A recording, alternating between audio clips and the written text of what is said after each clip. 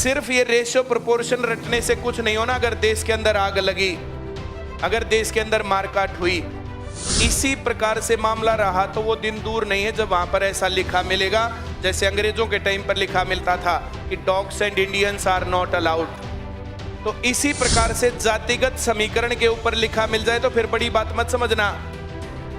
हरियाणा के एक बहुत बड़े अधिकारी ने सुसाइड किया, जिसका कारण बताया जा रहा है जातिगत व्यवस्था। हरियाणा के एक बहुत बड़े अधिकारी ने सुसाइड किया, जिसका कारण बताया जा रहा है जातिगत व्यवस्था। जातीय समीकरणों के चलते कुछ जातियों के लोगों ने दूसरी जाति के लोग को, आदमी को, अधिकारी को, इतने बड़े अधिकारी को इस लेवल तक टॉर्चर कर दिया कि उसने सुसाइड कर लिया। हम महीने 2 महीने पहले डिस्कस कर रहे थे, यही क्लास थी, यही स्टूडेंट्स थे, यही सब कुछ था, यही मैं बोलने वाला था, यही तुम सुनने वाले थे। मनीषा हत्याकांड के ऊपर बात चल रही थी। पहले उसको हत्याकांड बताया गया, बाद में उसको सुसाइड बताया गया, फिर उसका पोस्टमार्टम पर दिक्कत हो रही थी, फिर घर वाले सेटिस्फाइड नहीं थे।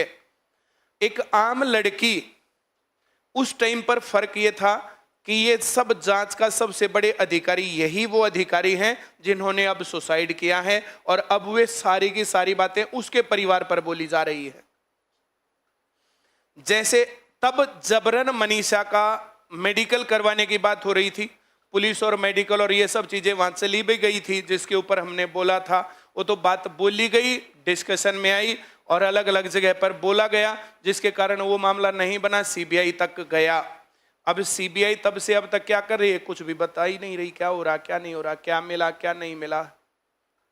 लेकिन सेम बातें, सेम उस सिचुएशन से हटके उस अधिकारी तक जिसकी वाइफ हरियाणा सरकार में बहुत बड़े लेवल पर है, उसकी अब सुनवाई नहीं हो रही। पहले मनीषा के मां बाप की नहीं हो रही थी। तो ये जातिगत समीकरण एक टाइम पर देश के अंदर जो धर्मोन्माद जो है, अंध जिसको कहेंगे उन्माद उठाया जाता था, वो हिंदू मुस्लिम को लेकर के उठाया जाता था। आज जातीय विभेदन किस दर पर पहुंच गया। तो ये विश्वगुरु बनने की तरफ देश के कदम हैं। जो आदमी धर्म और जाति आधारित राजनीति करते हैं, उन लोगों ने ये सब समीकरण बिगाड़ दिए, वरना यहां किसको पता कौन कौन सी जाति का और कैसे बैठा है। यहां जब पार्टियां होती हैं और पार्टी होने के टाइम पर बाई चांस एक ही टाइम पर सारे चले गए और प्लेट हो गई कम, तो एक प्लेट के अंदर 10-10 बच्चे खाते नहीं मिलते, कौन सा पूछता तू कौन सी जाति का, तू कौन सी का। यहां जब खाना शेयर करते हैं तो कौन पूछता तू कौन सी जाति का, भाई बता तेरा शेयर करें ना करें।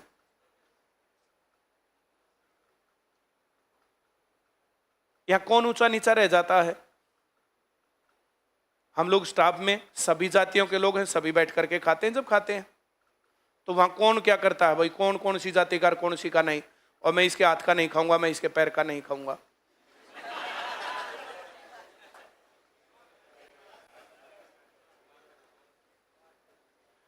तुम लोग गोलगप्पे खाते हो, पहले पूछते हो कौन कौन सी जाति के भाई।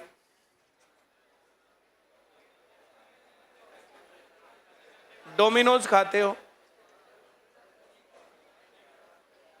रेस्टोरेंट में कौन किस जाति का आदमी खाना बना रहा है, कौन पहले पूछता है। इसी प्रकार से मामला रहा तो वो दिन दूर नहीं है जब वहां पर ऐसा लिखा मिलेगा जैसे अंग्रेजों के टाइम पर लिखा मिलता था कि dogs and Indians are not allowed. तो इसी प्रकार से जातिगत समीकरण के ऊपर लिखा मिल जाए तो फिर बड़ी बात मत समझना। आज चुप बैठने का समय बिल्कुल नहीं है। कम से कम 10 आदमियों को, जैसे इलेक्शन के टाइम पर तुम लोगों ने ये बातें बोली थी, कम से कम 10 आदमियों को जातिगत विडंबना आज हम कह सकते हैं, इसके ऊपर बोलना चाहिए। किस जाति को ऊंचा और किसको नीचा कह सकते हैं और कौन कह सकता है, किसके पास ये अधिकार है। और सब बराबर क्यों नहीं होने चाहिए।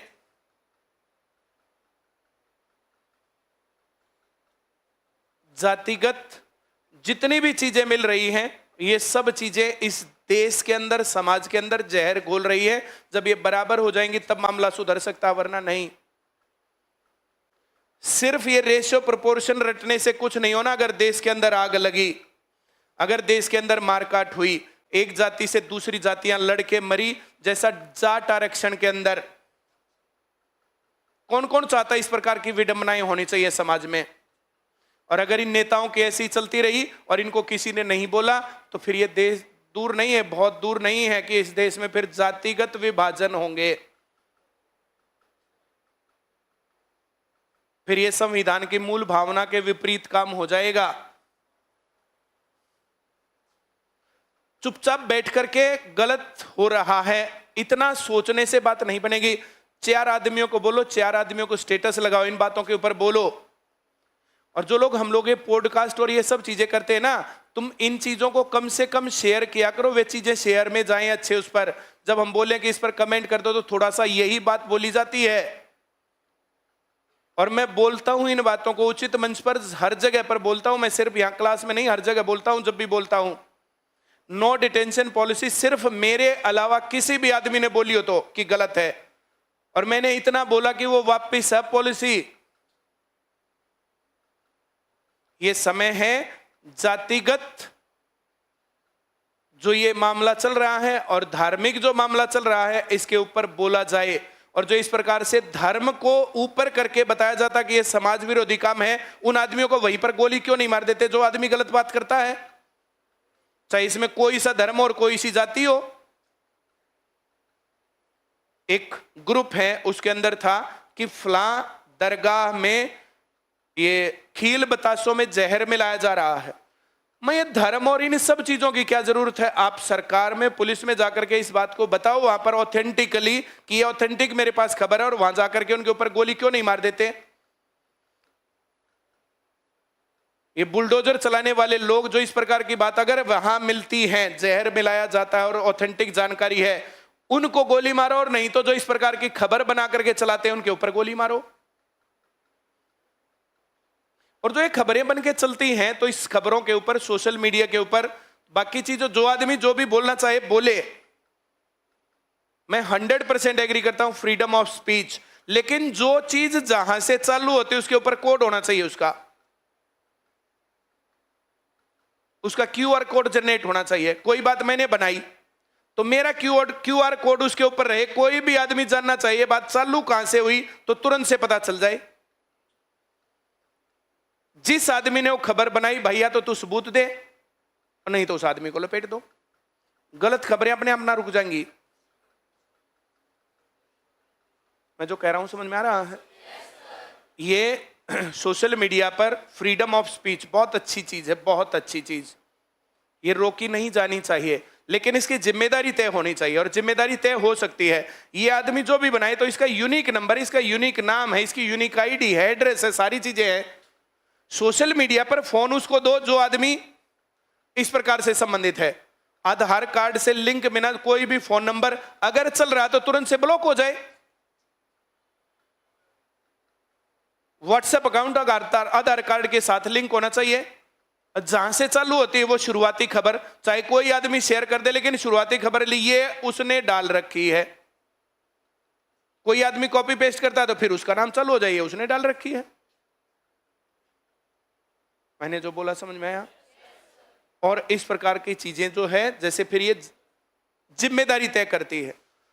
और ये जरूरत आज है, और इतनी जागरूकता की जरूरत सबको है। और यहां ICS में जो पढ़ने वाले लोग हैं, ये वे लोग हैं जिन्होंने बहुत बदलाव किए हैं। किसी दिन इतिहास में ये बातें लिखी जाएंगी ना, तो बिना पर्ची, बिना खर्ची के सिलेक्शन, अब ये नौकरी की गारंटी, अब जो इस प्रकार की ऑनलाइन पढ़ाई, हर जगह पर सेम टू सेम पढ़ाई। अब हम लोग ये बातें जो ना, जो हम कितनी बातों के ऊपर डिस्कशन करें, यहां से निकली हुई बात कहां तक पहुंचती है और उसका असर कितना होता है। 5 साल पहले जितनी बातें मैं बोल रहा था, आज एक भी बात आती हो तो मेरे को बता दो।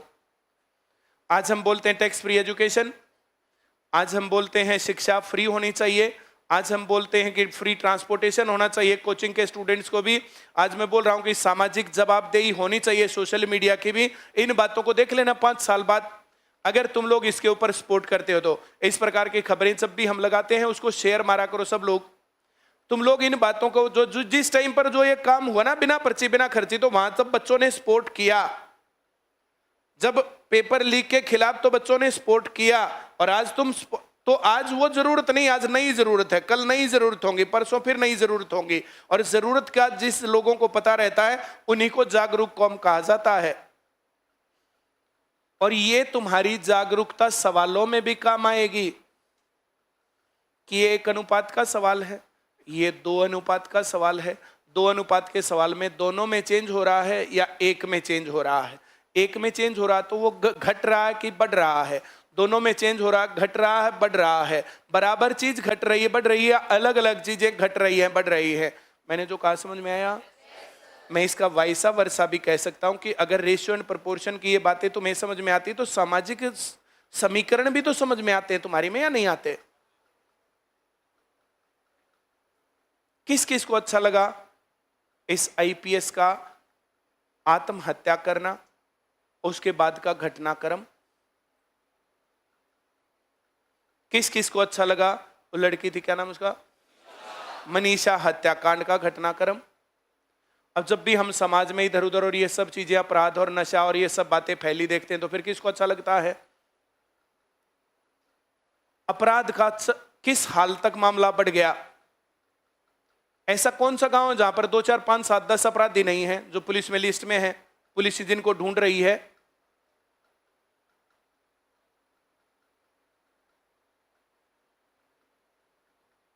नशा कहां नहीं है?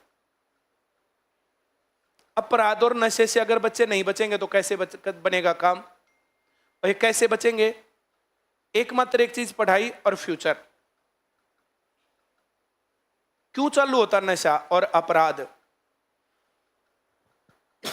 जब बच्चे को पढ़ाई बांध नहीं पाती, जब बच्चे को पढ़ाई उसका करियर नहीं दिखा पाती, और 8वीं और 9वीं क्लास के बाद ये मामला बिगड़ने लगता। 8वीं से पहले कौन अपराधी है? 8वीं से पहले कौन नशे वाला है? नींव पढ़ने लगती 6ठी से, जब समझ में आना बंद होता है। 7वीं से जब समझ में आना बंद होता है। 8वीं 9वीं 10वीं में पक जाते हैं। 11वीं 12वीं के बाद मामला सेट। तुम्हारे साथी तुम लोग एनालाइज कर सकते हो। बचना चाहिए ये देश, ये समाज, ये घर और परिवार का स्ट्रक्चर।